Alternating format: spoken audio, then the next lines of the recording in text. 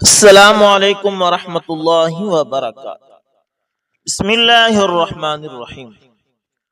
دوستو، مولانا کوثر نیازی حضرت مولانا مفتی محمد شفیع صاحب عثمانی رحمۃ اللہ تعالی کا جنات کے بارے میں ایک ذاتی مشاہدہ ذکر کرتے ہوئے لکھتے ہیں کہ مفتی صاحب نے فرمایا، ایک زمانے میں خود میری بیوی پر جن مسلط ہو گیا۔ میں نے اس سے بات چیت کی تو معلوم ہوا کہ وہ مسلمان ہے۔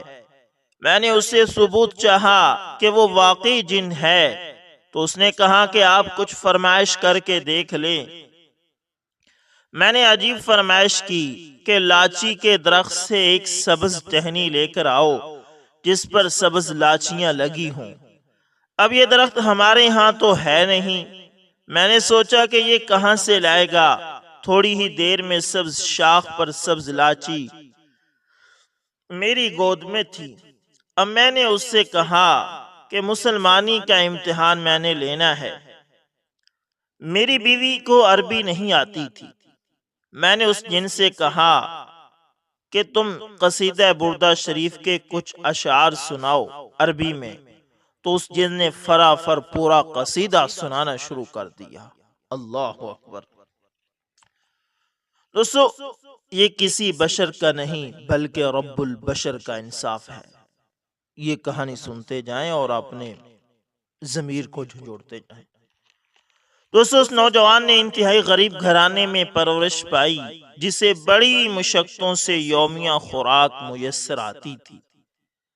بغداد میں رصافہ کے قبائل میں سے ایک قبیلے سے اس کا تعلق تھا۔ 16 سال کی عمر میں اس نے دریا عبور کرنے والی کشتیوں میں سے ایک چھوٹی کشتی میں مزدوری شروع کر دی جو دریائے دجلہ میں بغداد کے دو کناروں رصافہ اور کرخ کے درمیان آتی جاتی تھی۔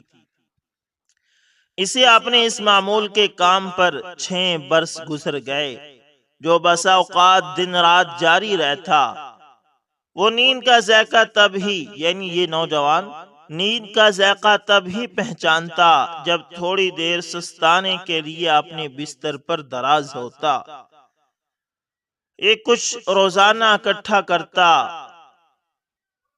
اس کے بڑے گھرانے کے سانس باقی رکھنے کے لیے بھی جو کچھ یہ جمع کرتا تھا وہ نہ کافی ہوتا۔ جو 2 بوڑھے ماں باپ، 5 بھائیوں اور 6 بہنوں پر اس کا خاندان مشتمل تھا، جبکہ وہی اپنے والدین کا یعنی یہی لڑکا اپنے والدین کا بڑا بیٹا تھا۔ گرمیوں کے دنوں میں ایک صبح وہ دجلہ کے دائیں جانب تھا جو بغداد کے کرخ والی سمت بنتی ہے۔ اس کے پاس ایک دوشیزہ اپنی ماں کے ساتھ آئی۔ اس کی عمر 16 سال تھی۔ حسن و جمال اس پر ختم تھا۔ اس نے ماں اور اس کی بیٹی کو رصافہ کی طرف منتقل کیا۔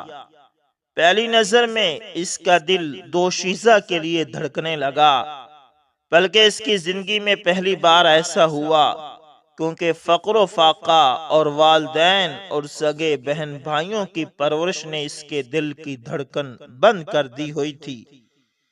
وہ سمجھتا تھا کہ اس کا دل دائمی طور پر مرجھا گیا ہے۔ جذبات اسے اتنی حرکت نہیں دیتے جتنی روٹی حرکت دیتی ہے۔ ظاہر ہے کہ اس کے دل کی دھڑکنوں نے غیر ارادی طور پر دوشیزہ کے دل کو بھی دھڑکا دیا اور اس نے بھی متعدد نظروں کا تبادلہ کیا۔ جب وہ دجلہ کی بائیں جانب پہنچی تو نوجوان کو ایک روشن مسکراہٹ کے ساتھ الوداع کہا جس سے اس کا دل محبت اور فریفتگی سے گھر جاتا تھا۔ وقت گزرنے کے ساتھ ساتھ اس نے جان لیا کہ وہ ہر ہفتے جمعرات کے دن کرخ سے رصافہ کی طرف اپنی ماں کے ساتھ اپنی خالہ کو ملنے جاتی ہے۔ چنانچہ وہ انتظار کرنے لگا کہ وہ کب آئے اور وہ اسے دوسری جانب منتقل کرے، اور پھر واپسی کے لیے منتظر رہتا تاکہ کرخ کی جانب لوٹا جائے۔ نوجوان بڑے قد و قامت، مضبوط شیریں التفات اور میٹھی مسکراہٹوں والا تھا۔ اس سے نخوت و وقار ٹپکتا تھا، جیسے شیر کچار میں اور چیتا اپنے مسکن میں ہو۔ ہر دفعہ آتے جاتے وہ دوشیزہ اور اس کی ماں کو سوار کرتا۔ وہ معمولی اجرت لینے سے انکار کرتا، لیکن دوشیزہ کی ماں اسے مکمل اجرت ضرور دیتی۔ مزدوری کم کرنا، نہ لینا اور چھوٹے چھوٹے کلمات سے جان بین کا تعارف اس کے لیے مسرور کن ہوتا، جیسا کہ سلام کہنا اور صحت و عافیت کے متعلق دریافت کرنا۔ دوشیزہ کی ماں کو پہلے کشتی سے خشکی پر اتارنے کے موقع کو غنیمت جانتے ہوئے اس دوشیزہ کے کانوں میں عائشہ سے کہا کہ میں آپ سے شادی کرنا چاہتا ہوں۔ اس نے کہا میرے والد کے دروازے پر دستک دو، تم جواب سن لو گے، اور دوشیزہ اور اس کی ماں اپنے رستے پر چل پڑی۔ نوجوان کھڑا سوچنے لگا کہ کس طرح اپنے والدین سے دوشیزہ سے نکاح کے بات کرے اور انہیں اس کام کے لیے آمادہ کرے۔ کئی ہفتے گزر گئے، وہ اپنی سوچ میں ڈوبا ہوا تھا۔ ایک پاؤں آگے بڑھاتا اور دوسرا پیچھے بڑھاتا۔ اپنی دوشیزہ کو ہر جمعرات آتے جاتے ملتا۔ وہ اسے غسیلی نظروں سے ملتی اور آنکھوں کا عتاب ہونٹوں کے عتاب سے زیادہ اثر انداز ہوتا۔ ضرورت کیا ہے انہیں تلوار و تیر کی، ادا کافی ہے ایک ترچھی نظر کی، کسی شاعر نے شعر کہا۔ وہ کبھی خجالت سے نظر پس کر لیتا اور کبھی اس کی نظروں کا مسکراہٹ سے سامنا کرتا۔ ایک صبح دوشیزہ نے اس کے کان میں عائشہ سے کہا میرے والد کے دروازے کو کسی اور نے کھٹکا دیا ہے۔ پھر پشیمانی، ہچکچاہٹ اور لڑکھڑاتے قدموں سے چلنے لگی، گویا اس نے کسی بڑے گناہ کا ارتکاب کیا ہو۔ نوجوان شام کو اپنے گھر والوں کے پاس آیا اور اپنی ماں کو اپنا اور دوشیزہ کا قصہ کہہ سنایا۔ ماں نے اسے جلد جواب دینے کا وعدہ کر لیا۔ اس کی ماں نے باپ سے آنسوؤں سے گفتگو کی، کیونکہ اس کے گھر میں چادر تھی نہ غذا۔ اگر وطن سے محبت نہ ہوتی تو وطن چھوڑ چکی ہوتی، اس لیے کہ ان کے پاس کوئی کھانے کی چیز نہ تھی، نہ ہی ان کے پاس کوئی درہم و دینار تھا، اور گھر میں صرف ایک ہی کمرہ تھا جس پر مجازن کمرے کا نام بولا جاتا تھا، کیونکہ وہ سردی کی بارش سے بچاتا تھا اور نہ گرمی کی دھوپ سے بچاتا تھا۔ ہوا کئی جگہوں اور مختلف سوراخوں سے اس میں بغیر اجازت داخل ہوتی۔ ماں اور باپ کا دل اپنے بیٹے کے ساتھ تھا، لیکن ان کی عقلیں اس سے بہت دور تھی، کیونکہ والدین کے ہاں ایسے متعدد اسباب تھے جو ان کی اولاد اور شادی کے درمیان حائل تھے۔ شاید ان اسباب میں سے فقر و فاقہ، مال کا فقدان اور گھر کی تنگی بھی تھی، جبکہ دلہن کے لیے مخصوص کمرے کا ہونا ضروری ہے جس میں میاں بیوی تنہا رہ سکیں۔ ماں اپنے بیٹے کے ساتھ علیحدگی میں ہوئی اور اس سے رو کر باتیں کرنے لگی۔ زبان گنگ تھی۔ نوجوان آنسوؤں کا پس منظر سمجھ گیا۔ بغیر جھگڑے اور عذر کے بہانے کے اپنی راہ وہ چل دیا۔ اگلی جمعرات کا دن آ گیا۔ دوشیزہ کی نظروں نے کڑوی سرزنش کی۔ جب وہ مغرب سے تھوڑی دیر پہلے اپنی خالہ کو مل کر لوٹی تو وہ اسے کرہ کی طرف لے آیا۔ پھر وہ چھپ کر اس کے گھر تک تعاقب کرتے ہوئے آیا۔ اسے جب موقع ملتا وہ اس کی طرف جھانکتی، اس کے التفات میں حوصلہ افزا مسکراہٹ ہوتی۔ وہ اپنے باپ کے گھر تک پہنچ گئی، داخل ہوئی، وہ پیچھے سے دروازہ بند کر دیا اور چھپنے سے پہلے اسے سلام کیا۔ وہ توقع کرنے لگی کہ نوجوان اپنے گھر والوں کے ساتھ اس کے باپ کو ملے گا۔ اس کا انتظار ملاقات طویل تر ہو گیا۔ جائے کہ وہ کام کرتا جس کی دوشیزہ کو توقع تھی۔ دوشیزہ کو جان لیوا مایوسی نے گھیر لیا، جس طرح کہ اس نوجوان کو لپیٹا تھا۔ دوشیزہ نوجوان کے شادی کے پیغام والے اقدام سے نا امید ہو گئی۔ اس کا انتظار بہت طویل ہو گیا۔ وہ انتظار کے علاوہ کر بھی کیا سکتی تھی؟ نوجوان اس دوشیزہ کے ساتھ نکاح سے مایوس ہو گیا تھا کہ جسے وہ نہا خانہ دل سے چاہتا تھا۔ اسے شدید احساس تھا کہ اس دوشیزہ کے گھر والے مال و ثروت کی بلندی پر ہیں، جبکہ وہ مفلس و قلاش تھا۔ دوشیزہ کے دروازے پر دستک دینے والے نے دستک دی، جسے اس کے گھر والوں نے قبول کیا اور اس کی شادی کر دی گئی۔ شادی کے بعد دوشیزہ کا دل تسلی پا گیا اور وہ بھول گئی، لیکن نوجوان کے دل نے تسلی نہ پائی اور نہ ہی اسے بھولا۔ دوشیزہ کے دل سے اس کی مایوسی ایسا ایسا ختم ہو گئی، لیکن نوجوان کی نا امیدی اس کے جی میں رہ گئی اور رفتہ رفتہ کینہ بن گئی۔ نوجوان کو دوشیزہ کے نکاح کا پتہ چل گیا، چنانچہ اب وہ ہر جمعرات کو اپنی والدہ کے ہمراہ اپنی خالہ کو رصافہ ملنے بھی نہیں آتی تھی۔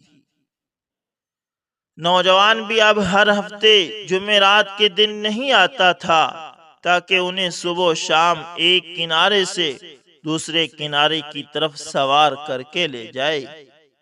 2 سال گزر گئے، جنہیں نوجوان نے 2 صدیاں سمجھا۔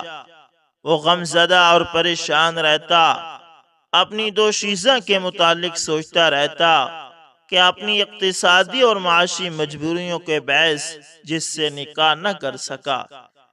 ایک دن اس نے اپنی چھوٹی کشتی میں ایک نوجوان لڑکی اور بچے کو سوار کیا۔ قہر زبردست تھا اور فضا گھٹا ٹوپ۔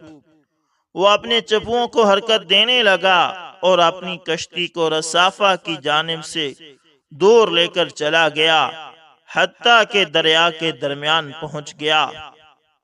اس نے اچانک اپنی دوشیزہ کو دیکھا، جو اپنے شیر خوار بچے کو اٹھائے ہوئے تھی، جو اس کے خاوند سے تھا کہ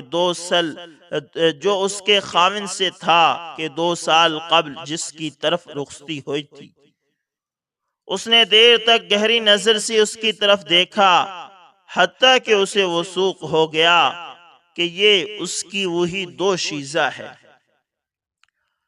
وہ اپنے بچے ہی میں کھوئی ہوئی تھی کہ اس نے اسے آواز دی اور یاد دلائی۔ وہ بھولی ہوئی نہیں تھی، بولی، میں آج تیری نہیں ہوں، بلکہ ایک خاوند کی منکوحہ ہوں اور یہ میرا بچہ ہے۔ لیکن وہ اپنی گمراہی میں شوریدہ سر ہو گیا۔ شیطان نے اسے توڑ پھوڑ دیا تھا۔ انسان کا برائی پر آمادہ کرنے والا دل جو سرکشی اختیار کرتا ہے، اس میں اضافہ ہو گیا۔ اس نے دوشیزہ کو پھسلانا چاہا، لیکن وہ بچ گئی۔ اس نے بچے کو دریا میں غرق کرنے کی دھمکی دی، لیکن وہ پس نہ ہوئی۔ اس نے اپنی دھمکی کو حقیقت کا روپ دے دیا اور بچے کو دریائے برد کر دیا، حتیٰ کہ دریا نے اسے نگل لیا۔ وہ پھر بھی نرم نہ ہوئی۔ اس نے خنجر کے ساتھ اس پر حملہ کر دیا تو وہ شیرنی بن گئی۔ اس نے کئی ضربیں لگائی، وہ کمزور نہ ہوئی۔ اس نے اسے کھینچا تاکہ اسے اپنے سینے سے لگا لے، لیکن وہ ڈٹ گئی۔ ناک اور منہ سے حد درجہ خون بہہ چکا تھا، لیکن وہ نہ مانی۔ اس نے اپنی آخری سانس لیے، وہ اپنے شرف کا دفاع کرتی رہی۔ مجرم نے اس کے جثے کو اٹھایا اور چلتے ہوئے پانی میں پھینک دیا۔ وہ دجلہ سے دور ایک گوشے کی طرف اتر گیا، اپنی کشتی سے خون دھویا اور بڑی آسانی اور غور و فکر کے ساتھ جرم کے نشانات سے نجات حاصل کر لی۔ جرم مٹ گیا اور لکھ دیا گیا کہ مجرم کوئی نامعلوم شخص ہے، لیکن مجرم کو بطور ملا اپنی کشتی میں کام کرنے پر صبر نہ آیا۔ دریا کے درمیان جب وہ اس جگہ سے گزرتا جہاں اس نے گناہ کا ارتکاب کیا تھا، اسے خیال آتا کہ جس بچے کو اس نے دریا میں غرق کیا تھا وہ رو رہا ہے اور مدد کے لیے پکار رہا ہے۔ وہ اس کی آواز سنتا جو روتے ہوئے اس کے منہ سے نکلی کہ جب اس نے بچے کو دریا میں پھینکنے سے پہلے اس کی ماں کی گود سے جھپٹ لیا تھا۔ وہ اس کی ماں کی آواز سنتا جو اسے ڈراتی دھمکاتی اور شور مچاتی تھی، گویا وہ اللہ کے جیوار رحمت میں اس کی کشتی پر حملہ آور ہو رہی ہے، ایسا حملہ جس میں کوئی نرمی نہ ہو۔ بچے کے رونے کے باعث موج بلند ہوتی ہے جو اس بچے کی فریاد رسی کرتی ہے، اس کی ماں کی دھمکی اور ڈانٹ بھی ابھرتی ہے۔ جب رات آتی تو مجرم ملاح کے لیے دریا عبور کرنا محال ہو جاتا۔ بچے اور اس کی ماں کی پرچھائیاں اندھیروں میں اس کے سامنے آتی، ان کے ساتھ مزید اتنی پرچھائیاں ہوتی کہ جن کی کوئی گنتی اور جن کا کوئی شمار نہیں کیا جا سکتا۔ ملا نے کشتی چھوڑ دی اور قصاب بن گیا۔ وہ بطور قصاب کام کرنے لگا اور اپنی عادت کے مطابق رات کے پہلے تہائی حصے میں ذبح خانے کی طرف چل پڑا تھا۔ اس نے ذبح خانے میں فجر سے پہلے اپنی بکریاں ذبح کی اور اسے دکان کی طرف بکریاں منتقل کرنے کا حکم دیا جہاں وہ اپنے شراکت دار کے ساتھ ذبح شدہ بکریاں فروخت کیا کرتا تھا۔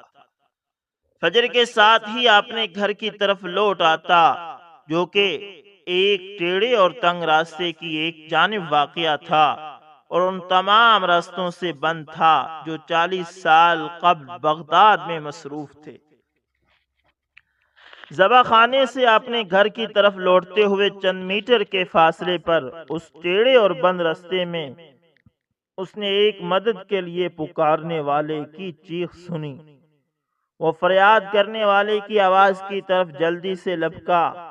نوجوان کو جب کہ وہ بھاگ رہا تھا ایک مقتول کے جثے سے ٹھوکر لگی جو کہ اپنی آخری سانس پورے کر رہا تھا۔ وہ اس کی ناک اور منہ سے بہنے والے خون کے تالاب میں تیرنے لگا۔ اس کے ہاتھ اور کپڑے خون سے لت پت ہو گئے اور چھری مقتول کے سینے پر جا گری اور دوسری بار خون سے لتھڑ گئی۔ وہ بڑے سخت صدمے میں مبتلا ہو گیا، لیکن وہ اس صدمے کی ہولناکی سے چلانے والا نہ تھا، یعنی دوڑنے والا نہ تھا۔ ہاں، ایک اور صدمہ آن پہنچا جو ہولناکی میں پہلے صدمے سے کہیں سخت تھا۔ اسے رات کو پہرا دینے والوں کے ایک گروپ نے گھیر لیا جو لاٹھیوں، بندوقوں اور پستولوں سے مسلح تھا۔ انہوں نے اسے اٹھنے اور ہاتھ اوپر اٹھانے کا حکم دیا۔ وہ مقتول کے جثے سے اٹھا اور ہاتھ بلند کر لیے۔ وہ بڑی گھبراہٹ میں اور خوف زدہ تھا۔ ایک پہرے دار نے قصاب کی خون سے لتھڑی ہوئی چھری جو مقتول کے جثے پر گری ہوئی تھی اٹھا لی۔ اس وقت یہ واقعہ کچھ اس طرح ہے کہ یہ جب کسائی کا کام کرتا تھا تو واپس آ رہا تھا اور چھری اس کے پاس تھی، تو جہاں آواز آئی یہ وہاں بھاگا تو وہاں ایک آدمی کا قتل ہوا پڑا تھا، تو یہ اس کے خون میں پھسل گیا تو جو چھری تھی وہ بھی مقتول کے اوپر اس کی گر گئی اور جو مقتول کا خون تھا وہ اس کے اوپر لگ گیا تھا۔ کئی لوگ پہرے داروں کے ارد گرد اکٹھے ہو گئے۔ حقیقت حال معلوم کرنے کے لیے ایک گروہ پڑوسیوں کا نمودار ہوا اور قصاب کو پابند زنجیر قریبی پولیس اسٹیشن لے جایا گیا۔ آدمی کے قتل کی تحقیق کا عمل فوراً شروع ہو گیا۔ رات کے پہرے داروں نے گواہی دی کہ انہوں نے اس قصاب کو مقتول کے سینے سے اٹھایا ہے اور اس کی چھری بھی مقتول کے اوپر گری پڑی تھی۔ نیز فجر کے وقت میں لاش کے قریب اور کوئی نہیں پایا گیا۔ جو گواہ وہاں اکٹھے ہوئے یا نمودار ہوئے تھے انہوں نے بھی پہرے داروں کی گواہی کی تائید کر دی۔ عدالت نے فیصلہ صادر کر دیا کہ یقیناً قصاب ہی قاتل ہے، چنانچہ اسے تخت دار پر لٹکانے کا حکم نامہ جاری کر دیا گیا۔ وہاں کسی نے اس کی بات نہ سنی کہ وہ قاتل نہیں ہے، نہ اس کے حقیقی قصے کی تصدیق کی کہ اسے مقتول سے جبکہ وہ فجر کے وقت اپنے گھر کی طرف جا رہا تھا ٹھوکر لگی تھی۔ اس کی باتیں اور لجاجتیں ہواؤں کی نظر ہو گئی، لیکن اس پر حکم صادر ہو جانے کے بعد اس نے فیصلہ سنانے والے قاضیوں کو لوگوں کی موجودگی میں کہا، بے شک میری باتیں سچی ہیں اور گواہوں کے بیانات جھوٹے ہیں، لیکن میں یہ حق رکھتا تھا کہ مجھے پھانسی دے دی جائے، کیونکہ کئی سال پہلے میں نے ایک شیر خوار بچے اور اس کی ماں کو قتل کر دیا تھا۔ تب انہوں نے اصل قاتل کی تلاش کی جس نے قتل جیسے جرم کا ارتکاب کیا ہے، لیکن وہ سزا سے بچ گیا تھا، البتہ اس کے بارے میں پھانسی کا حکم دے دیا گیا تھا۔ عین ممکن تھا کہ قصاب کی پھانسی کا معاملہ بھی یوں ہی مکمل ہو جاتا جیسا کہ دیگر مجرموں کی پھانسیوں کو بھلا دیا گیا اور معاشرے پر کوئی اثرات مرتب نہ ہوتے یا تھوڑا بہت معاشرتی اثر ہوتا جو دنوں کے گزرنے کے ساتھ ختم ہو جاتا، لیکن اس قصاب کے قصے نے معاشرے میں ایک گہرا اثر چھوڑا اور آج تک اس کا واقعہ زبان ضد عام ہے۔ اس اثر کا راز یہ ہے کہ وہ اس مقتول کے خون سے بری تھا جس کے سبب اسے پھانسی دی گئی، لیکن اس فیصلے میں وہ مظلوم بھی نہیں تھا، کیونکہ وہ ایک بچے اور اس کی ماں کے قتل کا مقروض تھا۔ تب انسانیت ان دونوں کے قاتل کا کھوج لگانے سے عاجز آ گئی تھی، لیکن اللہ تعالیٰ تو اس کی گھات میں تھا۔ قاتل ملا کی زندگی کی آخری رات کی نشست بہت طویل ہو گئی تھی۔ وہ اپنی ماں، باپ اور بہن بھائیوں کے ساتھ اختتامی باتیں کر رہا تھا۔ ملا کی پھانسی کا وقت قریب آ گیا اور سرکاری افسروں کی ایک جماعت اس کے گھر والوں سے ملی، جنہوں نے اس کی سزائے موت کے بارے میں جاری ہونے والے فیصلے کی گواہی دی۔ پھر وہ شخص آیا جس نے گھر والوں اور ملازموں کو یاد دلایا کہ حکم پر عمل درآمد کا وقت قریب ہے۔ تمام لوگ اپنے دل تھام کر رہ گئے، سب تمنا کر رہے تھے کہ ملا کی زندگی لمبی ہو جائے، چاہے چند منٹ ہی ہو۔ پھر وہ شخص آیا جو مجرم کے سر اور چہرے پر سیاہ تھیلی ڈالتا ہے اور تختے کی طرف لے کر چلتا ہے۔ اس سے تھوڑی دیر پہلے کے تختہ مجرم کی ٹانگوں کے نیچے سے کھینچا جاتا۔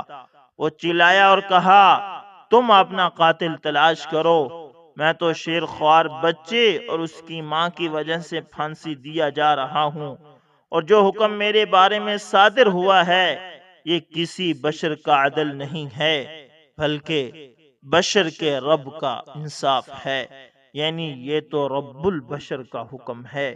اس کا معاملہ ختم ہو گیا، لیکن عبرت حاصل کرنے والوں کے لیے اس قصے میں بہت زیادہ عبرت ہے۔ دوستوں ملتے ہیں کسی نیکسٹ اچھی سی ویڈیو کے اندر، تب تک کے لیے اللہ حافظ، جزاکم